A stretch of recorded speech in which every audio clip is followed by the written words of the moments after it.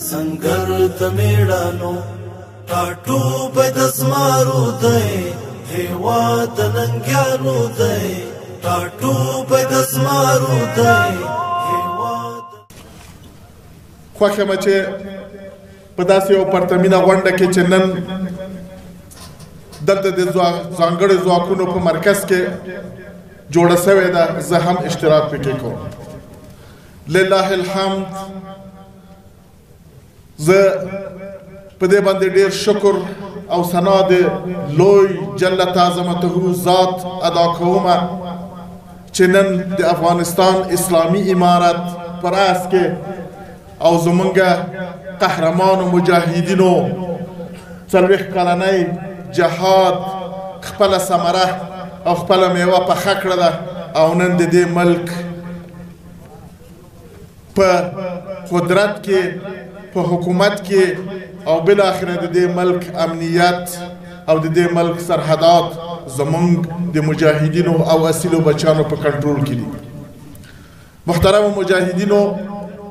اجازه راکړئ اول به له ټولو نه هغه مجاهدین چې نن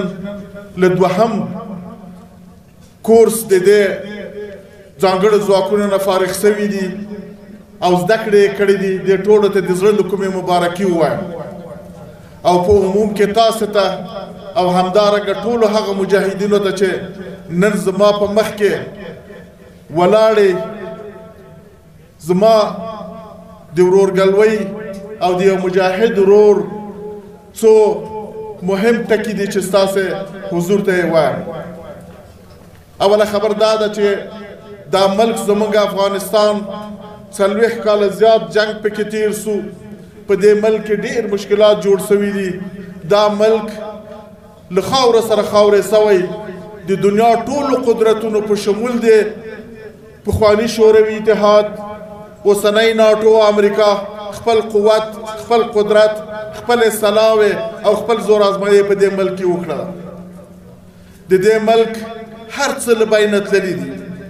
داسې ملک موږ ته په میراث اوس پاتې دی چې موږ به هر کار له صفره شروع کوو که هغه امنیت دی که هغه اقتصاد دی که هغه تعلیم دی که هغه نور مسایل دي نو غټه دنده زموږ په غاړه باندې ده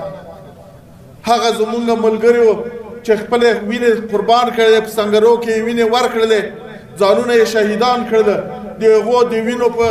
برکت باندې نن موږ دلته په دې خاوره کې آزاد ګرځو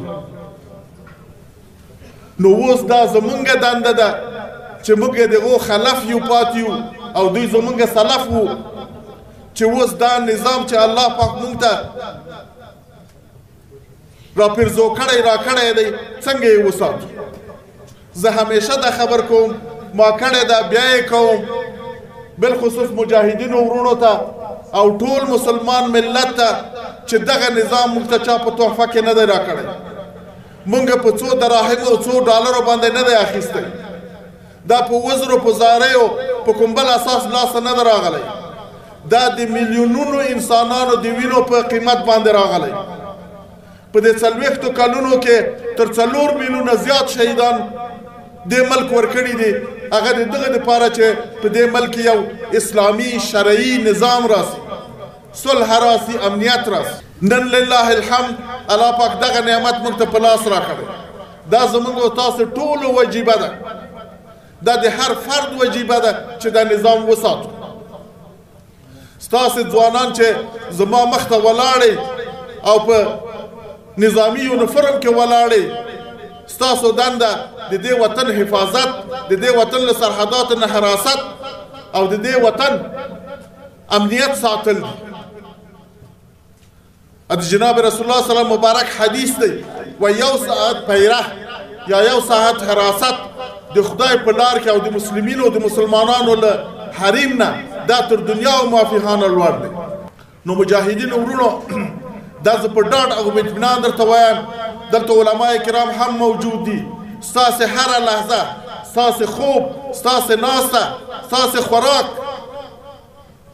ستاسې څښاک ستاسې ګرځېدا را ګرځېدا دا ټول په عبادت کې حساب دی تر هغه پورې چې تاسې د دې وطن د حراست او د امنیت د ساتلو لپاره وظیفه اجرا کوئ. نن تاسې فارغېږئ له دې چې نه تاسې به خپلو قطاعاتو ته ځئ، خپلو اردوګانو ته به ځئ، د اکثرو وظایفو په اطرافو کې وي، په سرحداتو کې به وي، په داخل کې به وي، په مختلفو ځایو کې به وي. زما درته د ورورګلوۍ توصیه دا ده چې کوشش وکړئ چې خپله وظیفه په ایمانداري سره په ښه صورت سره سرته ورسوئ او د دې ملک له خلکو سره په ترحم، شفقت او ښه رویه باندې کار وکړئ. اشداء علی الکفار رحماء بینهم د قرآن عظیم شان آیت دی. تاسې به په خپلو منځو کې په خپل قوم، په خپل ملت، په خپلو وګړو سره به پر ترحم سره کار اخلئ. بیا به په مقابل د دښمن کې، خارجي دښمن کې به اشد دی. تاسې د کفارو مقابل کې به اشد. زمونږ نظام هغه نظام دی، ما همیشه ویلی دی، دنیا میزایلونه لري، دنیا اټومونه لري، دنیا قرهپیما میزایلونه لري. زمونږ هر ځوان، زمونږ هر مجاهد قرهپیما میزایل دی. زمونږ هر مجاهد، زمونږ هر قهرمان د اټوم بم دی. د هغه ځواک دی چې 2 کاله مخکې ټولې دنیا ته په شمول د ناټو او امریکا شکست ورکړي. د هغه قهرمان ځواک دی چې نظیر په ټوله نړۍ کې نه لیدل کیږي. مجاهدینو تاسو ځان ته په ډېر ساده فکر نه کوئ. نن بره علاوه د دې چې د افغانستان خلک، د افغانستان خویندې ورونه، د افغانستان ولس له دې نه علاوه د دنیا مسلمانانو په تاسو باندې زړه ساتلی دی، په تاسو باندې ډاډه دي او په دې امید چې یو وخت به تاسو دغو د ساتنې او ژغورنې لپاره هم ورسېږئ او انشاءالله الرحمن داسې به کېږي. تاسې هغه ځواک یې، داسې ځواکونه نه یې لکه په دې منطقه کې په دې دنیا کې چې وجود لري.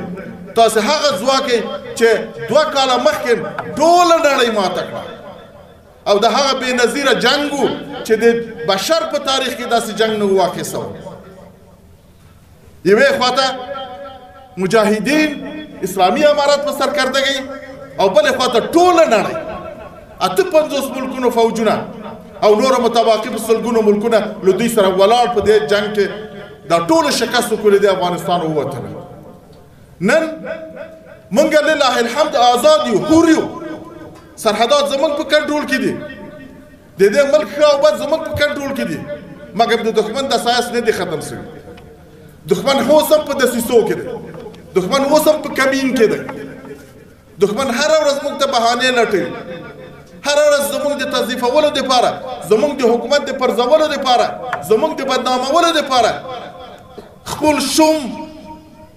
اهداف مخته وړي. د هغه غیر قانوني مجلسونه چې په شاوخوا او ګاونډ کې کیږي، دا د دې ملک، د دې نظام او زموږ د فوج د تضعیفولو د خاطر باندې کیږي. هغه زاړه لیوان او داړه چې منګولې او خولې دي ملت په وینو باندې سره دي، په خوراک کې چې خوړلي وو، نن بیا په یو جیو بل کې سره راټول سي، د میز سر باندې وها وهو نارې وهي. زه په ډاګه دا خبر کوم چې نور د دوی تاریخ ختم دی. نور د افغانستان خلک دوی ته د یو توت اهمیت هم نه ورکوي. دوی خپل امتحان ورکړی او د هر یوې چې د میز سر کیني سره تاسې ورته وګورئ په د راډیوګانو ټلویزیونونو کې د هر یوې له 20 میلیونه او 10 میلیونه ډالرو نه کمه دوسیه اوس هم په څارنوالیو په وزارت عدلیه کې کمه نه لري. هر یو یې دومره غلاوې کړي دي، بیا تښتېدلي دي خارج ته. نو د دوی په دې پروپاګنډو، په دې مجالسو هم خپل مورال له لاسه ورنه کوي. دا ایکسپایر سوي خلک دي، دا تاریخ تیر خلک دي. دنیاوال هم په باندې اطمینان نه ورکوي. 20 کاله دنیا راغله د دوی په شا کې ولاړه وه، خو بیا هم دوی ټینګ نه سول. نو وطن زمونږ ده، مونږ ته پاتې ده. تاسې د دې وطن اصلي بچیان یې، تاسو ته پاتې ده، تاسې به د وطن جوړوئ. دا اوس زمونږ وظیفه ده. دنیا ته وښودله چې موږ افغانستان له 48 ملکونو نه آزاد کړ. اوس باید دنیا ته وښیو چې موږ هغه قهرمانانو چې د خپل وطن اوس په پښو هم درولی سو. موږ له اقتصادي نګاه نه هم خپل وطن جوړولی سو. موږ له علمي او فرهنګي نګاه نه هم خپل وطن جوړولی سو.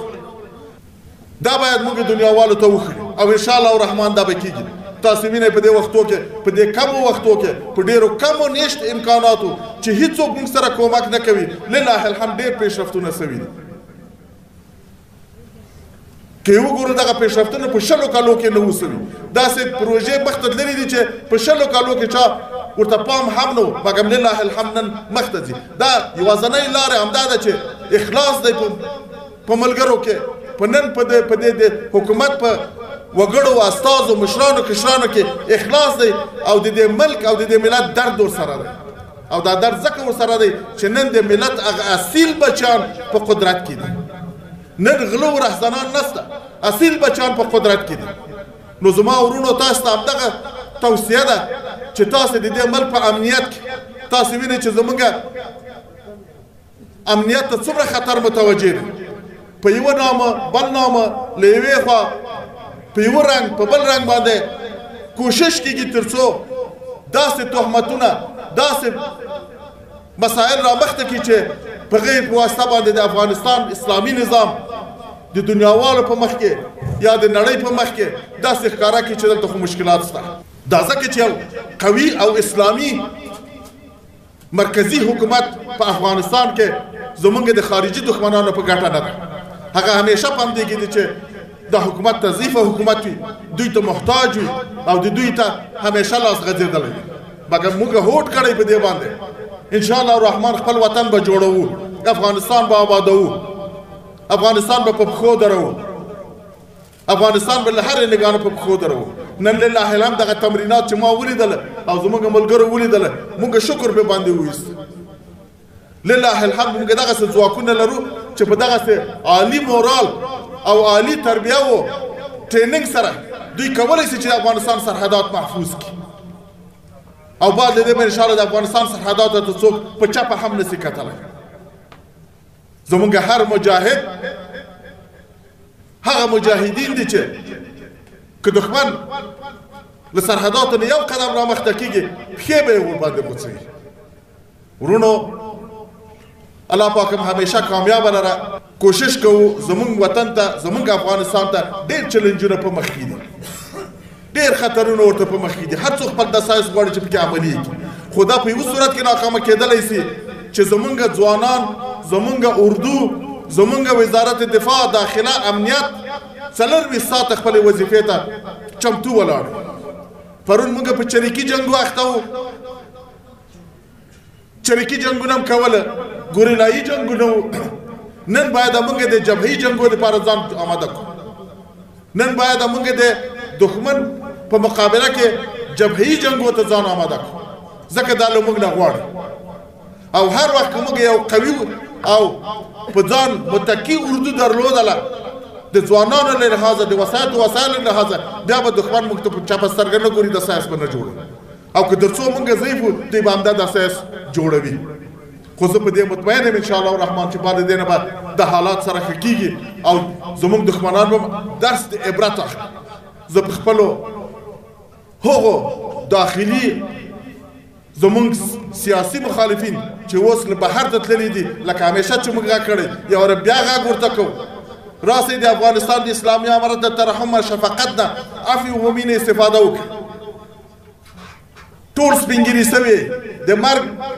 کنده ته ورنږدې څوک به 5 ورځې بعد څوک 10 ورځې بعد مړی راسئ خپله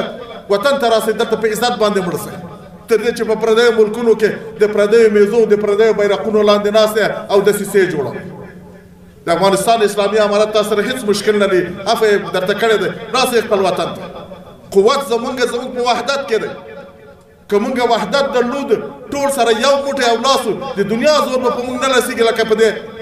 4 لسیزو کې چې نه د شوروي زور په موږ ورسېده او نه د امریکا همدارنګه په هغو خارجي دښمنانو باندې هم زه دا غږ کوم چې د افغانستان اسلامي امارت له سیاسي نګانه نظامي نګانه اقتصادي نګانه تهدیدوي او دمکۍ ورته ورکوي نور هغه وخت تیر دی په دې دمکیو په دې اخطارونو باندې مشکل نه حلیږي افغانستان هوډ کړی انشاءالله الرحمن باندې دی به افغانستان انشاءالله آبادیږي اسلامي امارت په هره لار کې د دې وطن د دفاع لپاره قربانۍ ته چمتو دی الله پاک دې زموږ دا نظام قایم او دائم لري الله پاک دې زموږ مجاهدین سرلوړي لري السلام علیکم ورحمت الله وبرکاته.